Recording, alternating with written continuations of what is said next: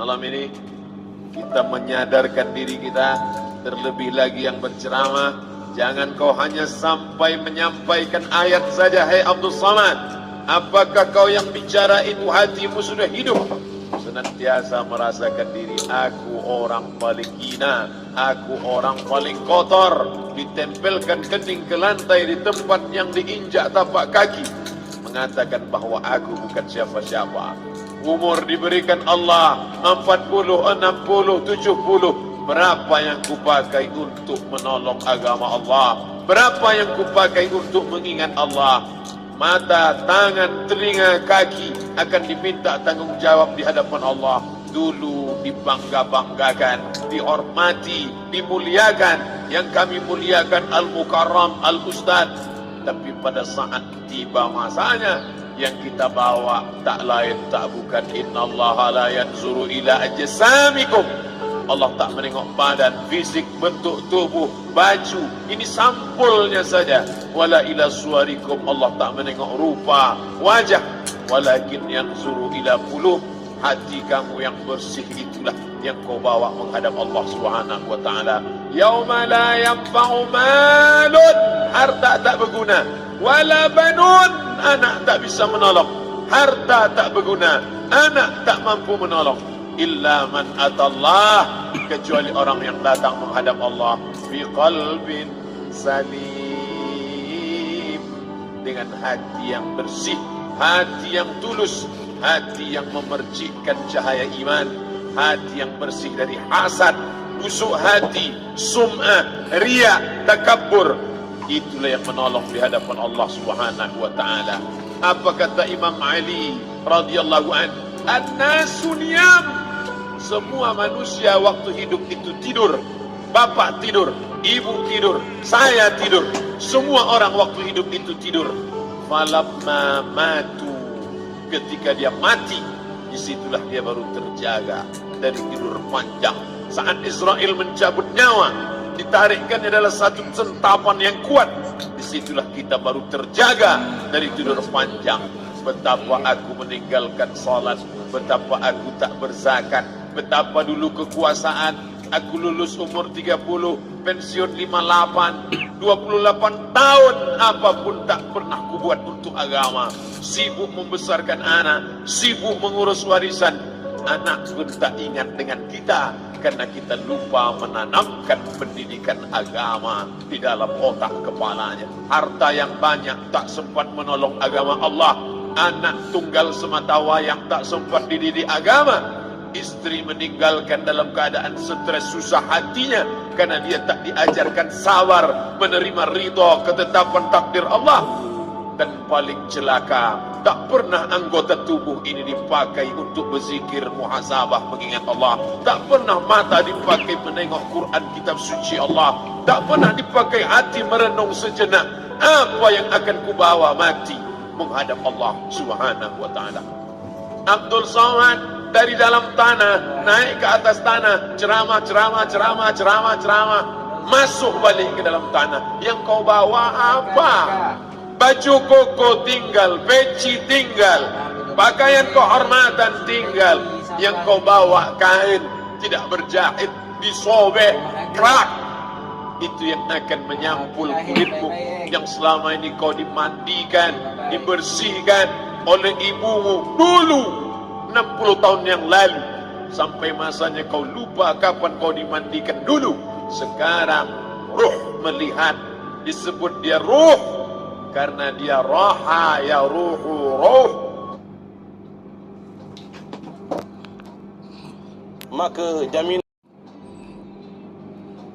semerbak yang datang pergi hinggap ruh, sampai masanya dia datang masuk ke dalam jasad ruh, sampai masanya dia pergi meninggalkan jasad. Malam ini dimuliakan Al-Mukarram Haji Abdul Samad LCMA. Kenapa Abdul Samad ini dimuliakan? Karena ruh hinggap sejenak sebentar, sampai masanya besok pagi dia ruh keluar dari dalam tubuh ini. Anak yang katanya ayahku sayang, istri katanya kaulah abang, sampai masanya mereka tak lagi mau mendekat. Rumah itu saya yang buat, saya yang mengukurnya. Tapi begitu ruh sudah keluar dari badan, tidak satu pun semeter, sesenti, sejengkal, sehasta ada tempat di rumah itu untuk jenazah bernama jenazah Abdul Somad. Mana kawan, sahabat, andai tolak, anak menantu, teman sekantor, semuanya pergi meninggalkan. Yang tetap dibawa, kalau pernah kaki melangkah salat berjamaah di masjid, kalau pernah tangan mengusap kepala anak yatim, kalau pernah tangan mengucap subhanallah. Nanti di akhir tausiah kita akan berzikir, munajat, muhasabah diri, berdoa, mengenang apa yang akan kita bawa menghadap Allah Subhanahu wa taala. Datang malaikat membawa kain kafan dari cahaya, akan menyambut ruh yang mulia.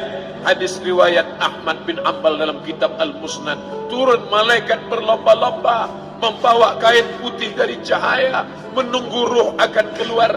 Ruh menetes seperti embun di ujung daun. Daun tidak bergoyang, ranting tidak patah. Ruh menetes pelan turun ke dalam kain kafan, dibawa malaikat ke pintu langit. Tak sabar mereka menyambut. Inikah dia yang selama ini berjamaah? Berapa banyak yang masyhur terkenal di bumi, malaikat tak mengenal dia. Ini roh siapa? Tapi ini bukan LCMA, dia bukan ustaz, dia bukan ulama, tapi imannya dalam, kekuasaan dipakai menolong agama Allah. Rohnya keluar di bawah, semua malaikat mengucapkan salam. Inilah orang yang selama ini kami tunggu-tunggu, catatannya sudah lama. Setiap pagi petang malaikat subuh membawa catatan namanya, malaikat malam membawa catatan namanya. Kami merindukannya. Begitu orang-orang yang masyhur di langit tapi tak dikenal makhluk bumi. Tapi ada sebaliknya, yang rohnya disentapkan, ditarik malaikat dengan begitu tarikan yang sangat kuat. Nabi bertanya saat Isra Mi'raj kepada mereka yang sudah mati ribuan tahun yang lalu, apa yang kalian rasakan? Yang satu mengatakan seperti tebasan pedang di tempat yang sama beratus kali. Yang satu mengatakan seperti kambing yang dikuliti hidup-hidup. Yang satu mengatakan seperti mata kail pancing ditarik dari kulit yang basah. Maka kita berdoa setiap selesai salat, Allahumma hawwin alaina, ringankan kami ya Allah, fi sakaratil maut, di saat sakaratul maut yang amat sangat menyakitkan itu, di saat malam pertama di tempat yang gelap, di tempat yang tak pernah diimpikan oleh orang, tapi kita tetap melewati dan merasakannya. Perlahan-lahan cacing tanah, ular-ulat kalajengking akan menggerogoti kulit yang selama ini dimandikan, selama ini dipakaikan sampo yang mahal, selama ini dioleskan pelembab yang lembut. Tapi ternyata sebelum roh keluar jasad, setelah keluar, dia hanya akan menjadi santapan cacing tanah, hancur berkeping hari demi hari. Yang pertama kali membusuk adalah mata, karena dia berisi cairan. Cairan ini mengering, busuk dan merlot.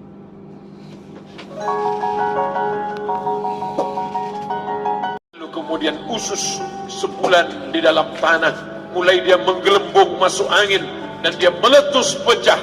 Cacing-cacing tanah mulai datang menggerogoti, memakan. Habis, siap tak siap, suka tak suka, kau akan didatangkan. Apa yang akan ditanya oleh Allah? Perbuatanmu, amalmu. Faman ya'mal mithqala dzarratin khairan yarah. Sebesar biji sawi, sebesar ujung rambut, kau aniaya orang, kau makan titik puluh keringatnya. U'tul ajira ajrahu, berikan upah pekerjamu, gaji tukang panenmu, gaji tukang cuci setrikamu. Kau makan, kau tahan 3 bulan, dia tak menuntut, dia senyum, dia hanya mampu mengadu kepada Allah. Tapi titik peluhnya yang keringatnya, air matanya akan kau balas di hadapan Allah Subhanahu wa taala. Di saat itu tak ada siapa bisa menolong. Hari ini uangmu banyak, kau bayar pengacara handal 1 jam 100 juta, bebas tanpa syarat. Tapi di hadapan Allah semua akan bersaksi. Al-yawma nakhtimu ala, lidah yang selama ini pandai bicara dikunci, ditutup Allah Ta'ala yang akan bicara. Wa tukallimuna aydihim wa tashhadu arjuluhum kaki akan bersaksi, tangan akan bicara bima kanu yaksibun, yang pernah dilakukan di masa yang lalu. Mata melihat seolah-olah nyata perbuatan itu pernah dilakukan dulu. Kita lupa, kita tak ingat, tapi catatan malaikat terlalu terang benderang. Wa in kullun lamma jami'ul ladaina muhdarun. Catatan dibaca sampai-sampai orang itu tak percaya. Ma li hadzal kitab, kenapa buku catatan saya ini la yughadiru saghiratan, yang kecil-kecil, wala kabiratan, yang besar-besar, ahsaha, semua tercatat dalam buku catatan yang nyata. Dalam surat Al-Isra apa kata Allah? Iqra. Hari ini kalau dikatakan Iqra baca Quran, Iqra baca Yasin, malam Jumat Iqra baca surat Al-Kahfi, tapi sampai hari itu Yasin tak bermakna, Al-Kahfi tak lagi disuruh baca karena hidup sudah berakhir. Iqra, baca. Apa yang kau baca? Kafa binafsikal yawma alaika hasiba. Baca buku catatan amal. Sampulnya dosa, isinya dosa. Catatan kakinya dosa, sampul penutupnya dosa, bibliografinya dosa. Sampai ia pun tidak percaya, kenapa aku hidup hanya dosa saja. Saat itu dia mendengar teriakan azab, saat itu dia menyaksikan pekikan teriakan sakitnya siksa.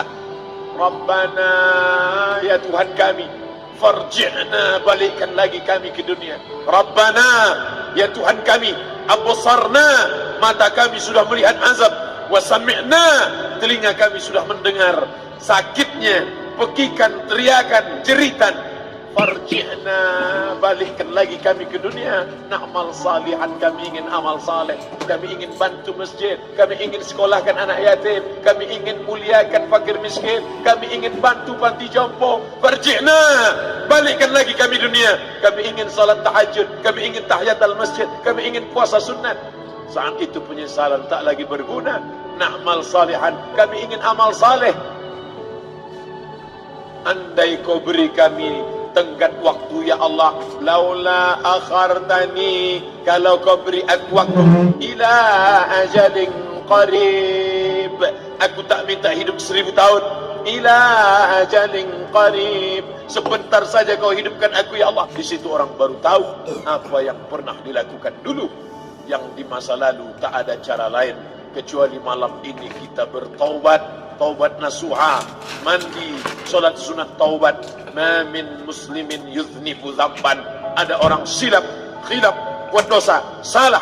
Siapa yang tak pernah salah? Sedangkan datuk moyang kita Adam pun salah, tapi dia mengetahui, sadar salahnya. Dia berdoa, Rabbana zalamna anfusana, kami sudah menzalimi diri kami. Wa illam taghfir lana, kalau kau tidak mengampuni kami, wa tarhamna, kalau kau tidak merahmati kami, lanakunanna minal khasirin, kami termasuk orang yang rugi ya Allah. Maka malam ini kita bermunajat kepada Allah, berdoa, mengenang masa lalu, bergelimang dosa, besok tak akan kita ulang. Kita minta ampun kepada Allah Subhanahu wa taala. Astaghfirullah.